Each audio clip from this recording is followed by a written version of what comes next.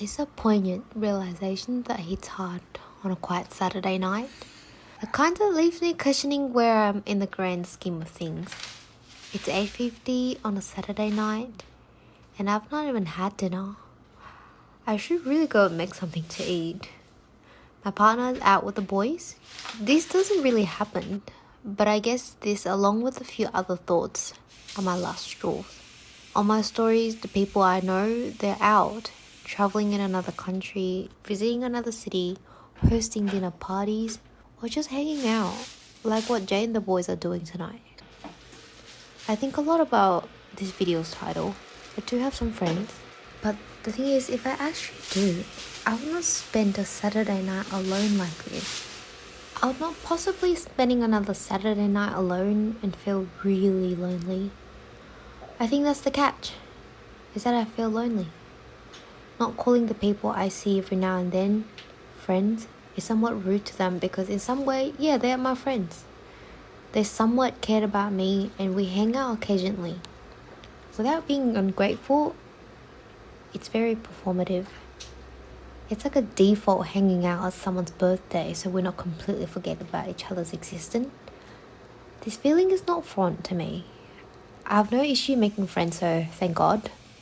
But I have every issue possible in keeping a friend. A friend that is acceptably compatible to you. Someone that would comfortably see the ups and the downs, the goods and the bads. To have the best moment with each other, or we'll just disagree sometime. But we'll never give up on each other. I know how it felt like. Because every so rarely, I see that in some people. My light of hope spark up and I feel like, yes, it's finally here. I was patient and it was finally meant for something. For a friend. But again and again, it never sticks. People have different hobbies, different interests, different wavelengths, different humor, different lifestyle, different circumstances, different standards, different mental capacity, and different needs for a friend. I totally get it.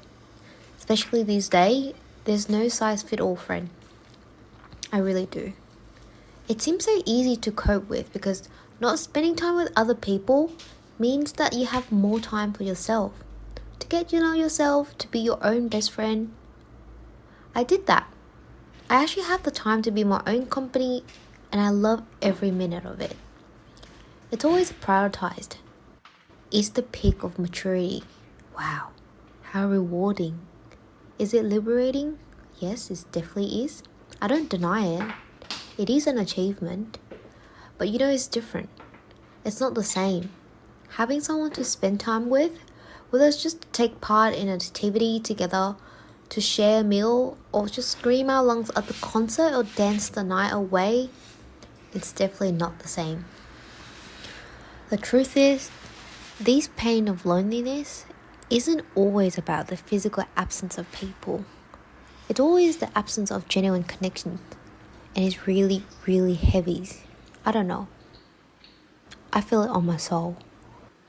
And especially present when you scroll through social media feeds flooded with smiling faces and lively gatherings, knowing that you're not a part of those scenes.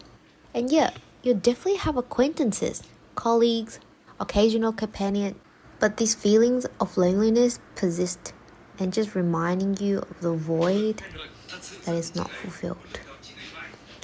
I tried really hard because I do realize, yes, there is standard for what I like from a friend. It's a relationship. You gotta put the effort in.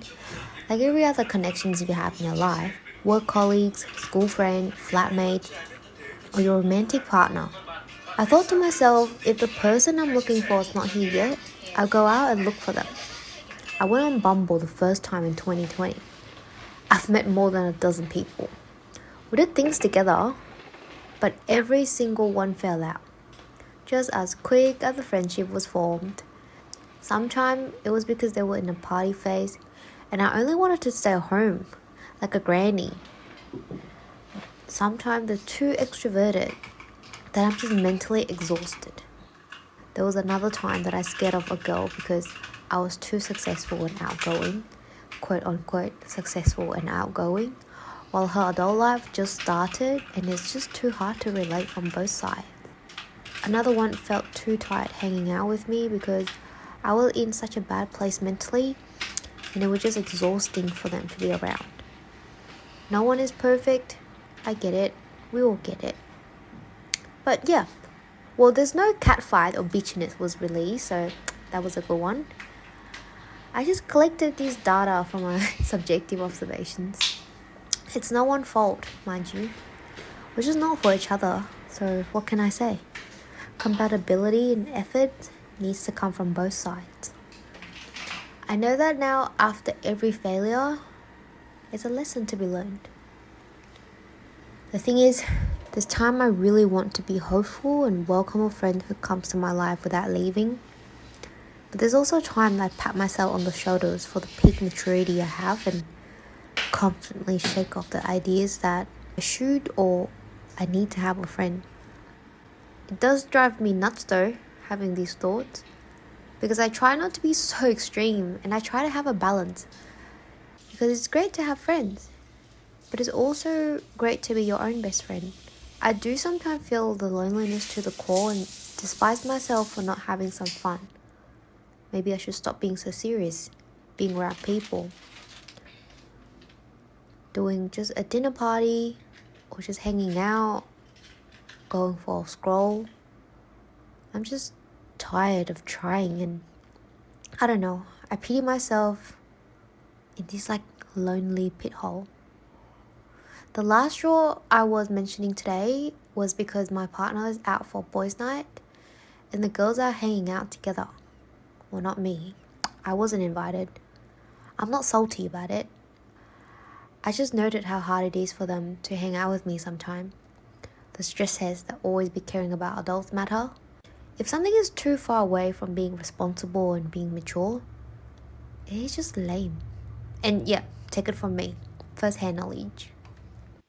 The irony of this is that I do go online and give younger girls that vibe with my fully developed frontal lobe. Because just like a relationship, your people will come. And in your 20s, people will be in and out of your life. So I tell everybody to not be fussed. Personally, for myself, I'm a little bit scared deep down inside. I used to laugh at this girl for having just a boyfriend and no friends. But I am now the person. There's enough historical pattern here of people going out that I don't see such a bright, friendful future for myself.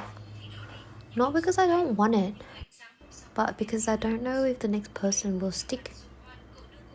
I know that I'm a little bit odd, but that doesn't mean I can't have friends, right? For someone seems to be 1000% confident and secured, that was just so funny. Honestly, I just don't know anymore. This is really hard. It really is. I used to pity myself a lot, and it was just depressing. I know that this is something can't be pressed. It gives me some comfort knowing that everyone, no matter what age, struggle with this. Capitalism is too real, and community just start looking to be very far-fetched.